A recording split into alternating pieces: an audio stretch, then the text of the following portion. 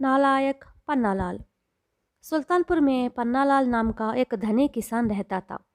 वह अपने को बहुत योग्य समझता था और उससे जो भी मिलने जाता उसे नालायक समझकर उसकी खिल्ली उड़ाया करता था।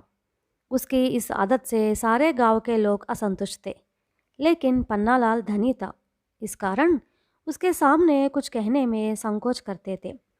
एक बार पन्नालाल अपने किसी काम से पड़ोसी गांव में गया। लौटने में अधिक देर हो जाने के कारण रात में वही एक सराय में ठहर गया। रात में उसे देर तक नींद नहीं आई।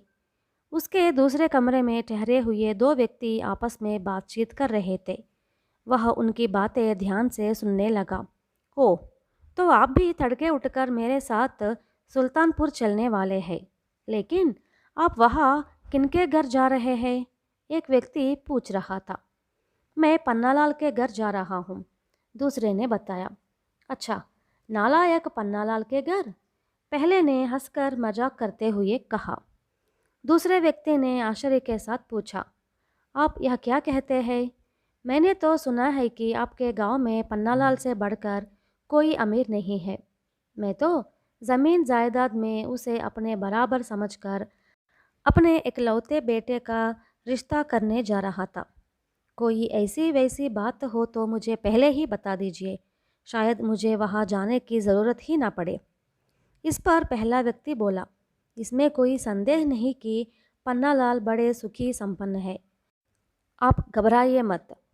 दूसरे ने चिंतित स्वर में पूछा, आपने उसे फिर नालायक क्यों कहा?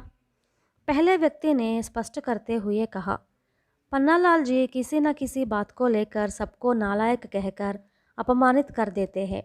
इसलिए गांव के लोग जब भी उनकी चर्चा करते हैं तो मजाक से उनके नाम के पहले नालायक जोड़ देते हैं।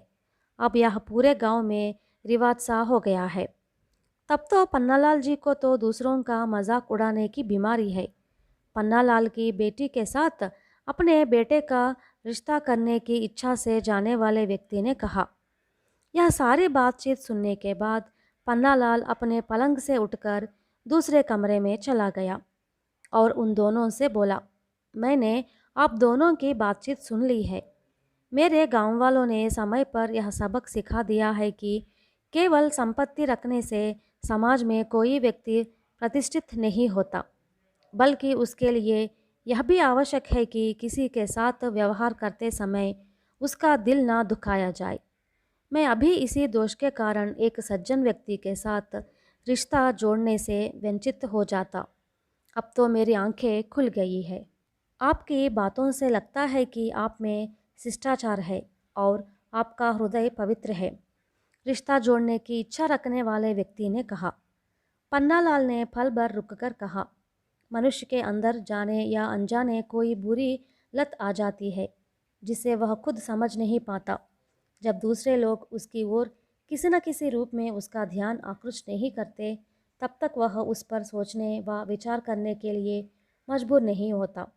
यदि आपको आपत्ति न हो तो इस रिश्ते के बारे में बातचीत करने के लिए मैं अपने पुरोहित को आपके पास भेज दूंगा। मुझे आपके साथ संबंध जोड़कर बड़ी प्रसन्नता होगी। रिश्ता जोड़ने के इच्छुक व्यक्ति ने खुशी से यह बात मान ली। इसके बाद पन्नालाल के मुख से किसी के मजाक उड़ाने की बात किसी ने नहीं सुनी।